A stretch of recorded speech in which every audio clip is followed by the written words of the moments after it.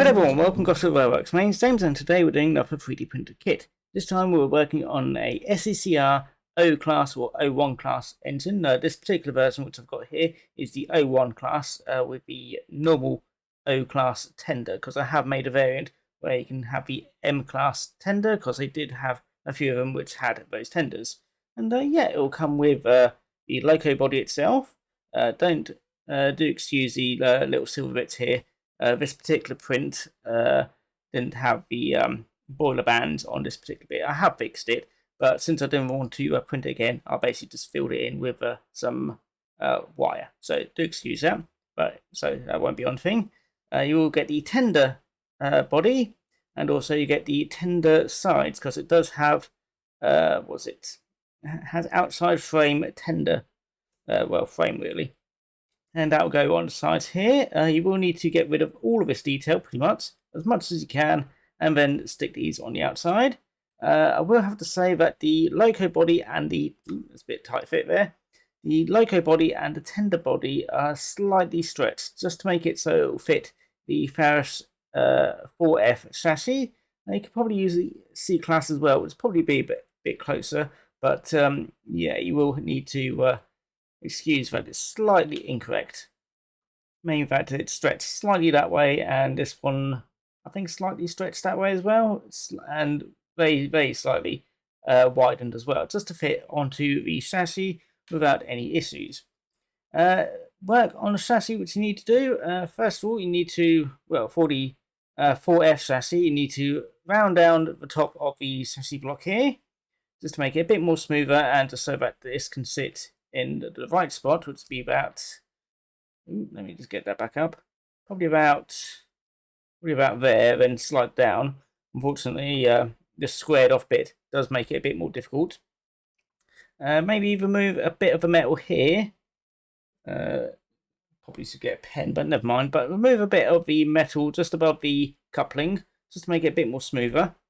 And then the only other work you need to do is basically make it so that, well, if you have still got the circuitry here, basically lower it down as much as you can so that the tender can sit nicely on top. If you haven't got the circuitry here and you've just got the wires, that shouldn't really be much of a problem. But just make sure you get rid of these supports which hold the PCB here.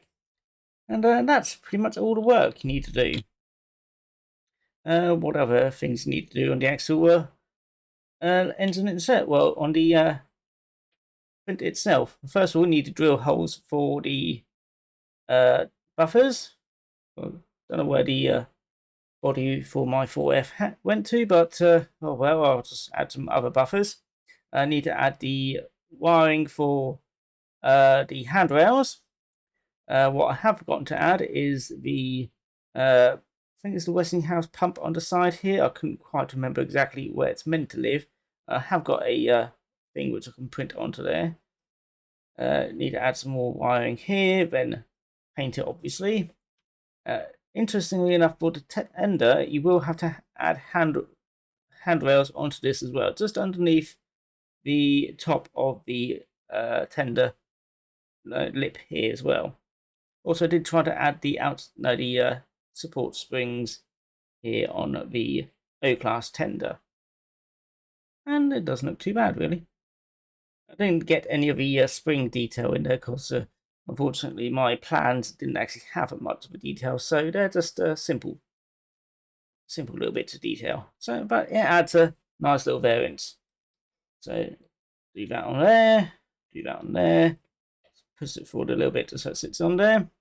And like I said, you will need to probably use a Dremel tool or something just to well, file away all this detail, which is a bit sad, but yeah, you need to get rid of all that so these can sit on. But you do need to be careful of the axle boxes, because they are actually axle boxes for the wheels behind. So just be very careful of them. Alternatively, if you don't want to use these, just basically plasticard over there and build it up from there. And I think that's pretty much all the work which you need to do. And obviously paint it, add all the decals which you want to, add coal, and then it's all done. Oh, maybe give it a coat of varnish. But yeah, that's pretty much it, really. First thing I'm going to do is drill all the holes and then add all the handrails. So yeah, I'll see you in a bit.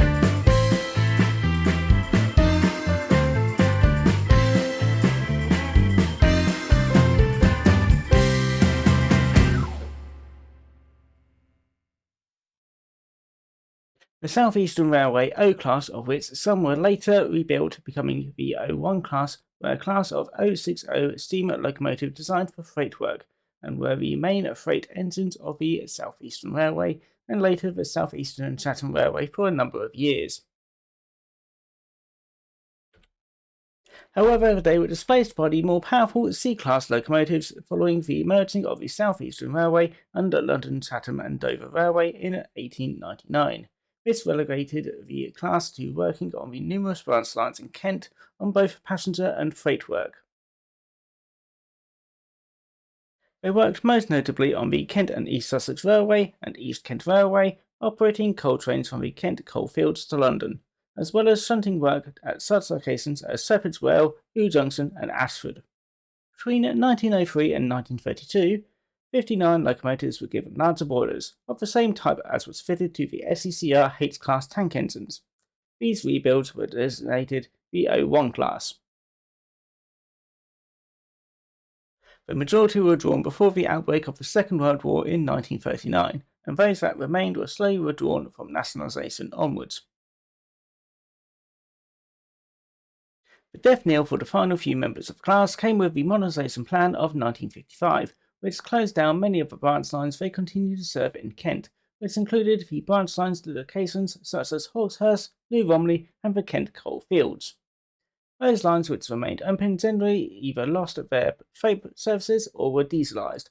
All members of the class had been withdrawn by 1962, and only one member of the class has survived scrapping.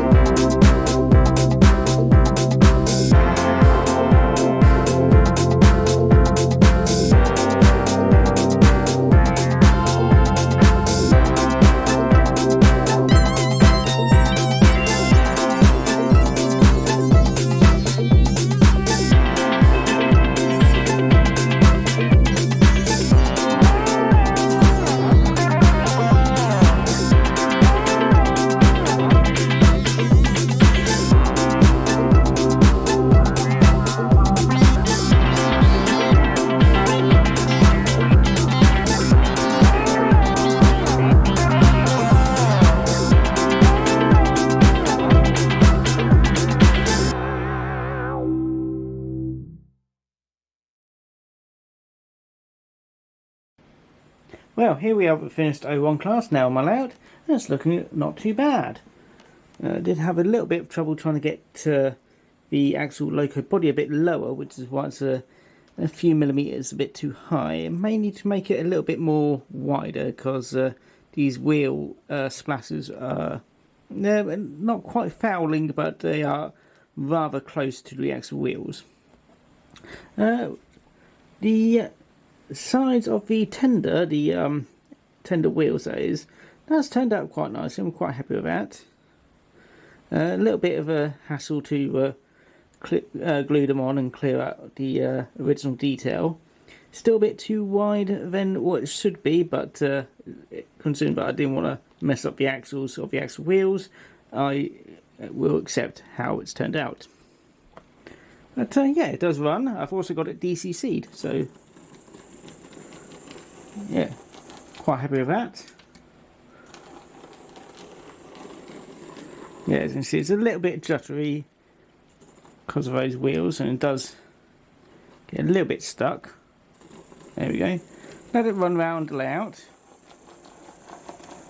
And give it a little bit more power. There we go.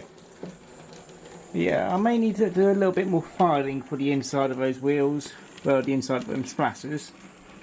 But otherwise I'll need to print it a bit wider.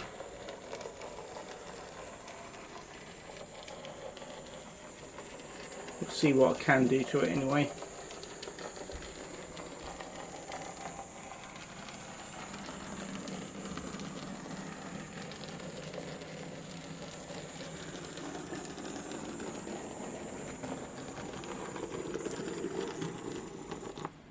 So yeah, it's turned out rather nice. Yeah. So I've done what I can, but yeah, it's still a fair bit high. And I think making it wider will actually improve things. Let me just pick it up carefully. Yeah, as you can see, it's... Ooh. And if the camera focuses, let me just pop you there for a sec. Thank you. Yeah, as you can see, it's rather close. So I might actually just give it a good filing off camera and see how that works.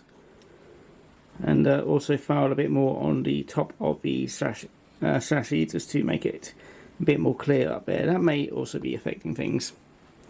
But otherwise, I'm not entirely sure how to make it any lower. And also so it doesn't foul the wheels, but yeah, otherwise I'm quite happy with it, and it actually runs unlike my original O-Class. Now I do know that the is that on? There we go.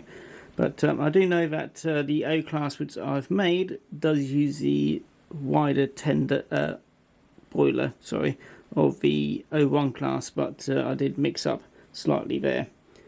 I do plan to remake it, but I have to see how feasible it is, because if it's too small, it may not actually fit around the chassis, and there won't be much point doing it then.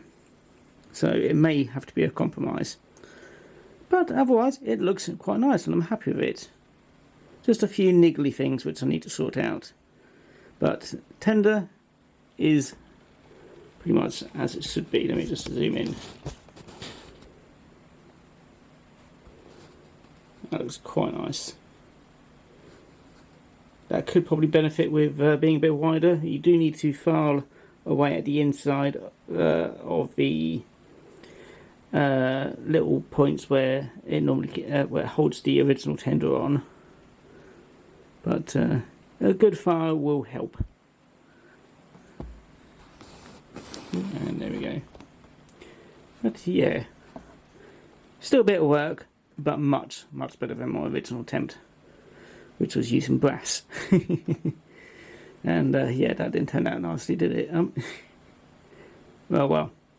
Anyway, I'm gonna send it off in its way, and I'm gonna tidy up. So yeah, I hope you enjoyed this video. I hope you liked the O1 class.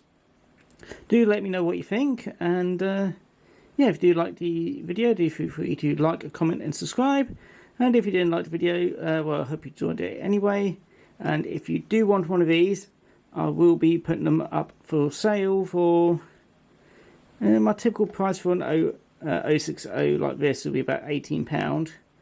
May charge a little bit extra because of these sides of the these little side bits here for the tender. So probably £18–20 at most. I don't really want to charge too much, but it's just because these are a bit awkward to do. So have to see. Anyway, I hope you all take care, and yeah, that's going to be it for me. So see you later. There we go. See, it runs a bit better with some speed. Take care now. Bye bye.